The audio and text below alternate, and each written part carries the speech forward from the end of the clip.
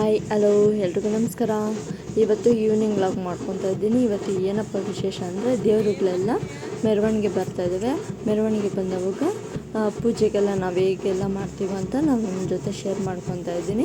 ನಮ್ಮೂರ ಕಡೆ ಮೆರವಣಿಗೆ ಬಂದವಾಗ ಯಾವ ಥರ ಹೇಗೆಲ್ಲ ಮಾಡ್ತೀವಿ ಅಂತ ನಾನು ನಿಮ್ಮ ಜೊತೆ ಶೇರ್ ಮಾಡ್ಕೊತಾ ಇದ್ದೀನಿ. ದೇವ್ರು ಬಂದವಾಗ ಹೊರಗಡೆ ಎಲ್ಲ ರಂಗೋಲಿ ಹಾಕಿ ಚಾಪೆ ಹಾಕಿದ್ದೆ. ಅಷ್ಟೊತ್ತಿಗೆ ನಾನು ನಮ್ಮ ಅಕ್ಕ ಕೂಡ ರೆಡಿಯಾಗಿದ್ವಿ. ಯಾಕಂದರೆ ಒಂದೇ ಥರ ಸೇಮ್ ಬಟ್ಟೆಗಳೇ ಸ್ಯಾರಿಗಳೇ ಉಟ್ಕೊಂಡಿದ್ವು ನಾವಿಬ್ಬರು. ನಮ್ಮ ಅಕ್ಕ ಕೂಡ ಒಂದೇ ಸೇಮು, ಮತ್ತು ನಮ್ಮ ಮಕ್ಕಳಿಗೂ ಅಷ್ಟೇ ಒಂದೇ ಥರನೇ ಸೇಮ್ ಬಟ್ಟೆಗಳೇ ಹಾಕ್ಕೊಂಡಿದ್ವಿ.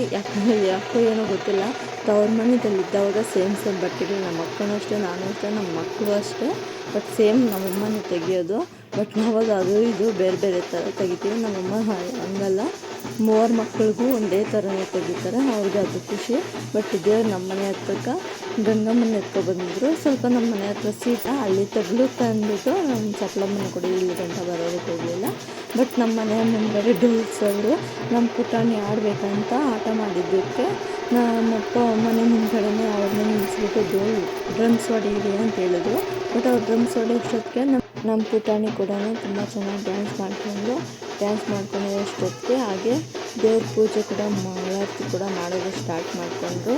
ಸಪ್ಲಮ್ಮನಿಗೆಲ್ಲ ಪೂಜೆ ಆಯಿತು. ಹಾಗೆ ಗಂಗಮ್ಮನಿಗೂ ಪೂಜೆ ಮುಗಿಸ್ಕೊಂಡು ಹಾಗೆ ನಾವು ಮನೆಯಲ್ಲಿ ಜ್ಯೂಸ್ ಮಾಡಿದ್ವಿ. ಯಾಕಂದರೆ ಬಂದವರಿಗೆ ನೀಡ್ದವ್ರಾಗಿರುತ್ತೆ ಈ ಬಿಸಿದಲ್ಲಿ ಅಂತ ಎಲ್ರಿಗೂ ಜ್ಯೂಸ್ ಎಲ್ಲ ಕೊಟ್ಟು ಪೂಜೆ ಮಾಡಿಕೊಂಡ್ರು. ಎಲ್ಲ ಅಷ್ಟೇ ದೇವರುಗಳನ್ನ ಎತ್ಕೊಂಡು ಬೇರೆಯವ್ರ ಮನೆ ಹತ್ರಕ್ಕೆ ಹೋದರು. ನಾವು ಆದಮೇಲೆ ಸ್ವಲ್ಪ ರೆಸ್ಟ್ ಮಾಡಿ ಹಾಗೆ ಅಣ್ಣಮ್ಮನ ದೇವ್ರನ್ನ ಕೂಡ ಎತ್ಕೊಬಂದಿದ್ರು. ಇವತ್ತು ನನಗೆ ತುಂಬ ಸುಸ್ತಾಗ್ಬಿಟ್ಟಿತ್ತು. ಯಾಕಂದರೆ ನಿದ್ದೆ ಬೇರೆ ಇರಲಿಲ್ಲ ಅಂತ ನಾನು ಬೇಗ ಮಲ್ಕೊಂಡ್ಬಿಟ್ಟಿದ್ದೆ. ನಮ್ಮ ಅಕ್ಕನೇ ಎಲ್ಲ ಪೂಜೆ ಕೊಟ್ಟು ದೀಪಗಳೆಲ್ಲ ಬೆಳ್ಕೊಬಂದು ನಮ್ಮ ಅಕ್ಕನೇ ಎಲ್ಲ ಇದು ಮಾಡ್ಕೊಂಡಿದ್ದು.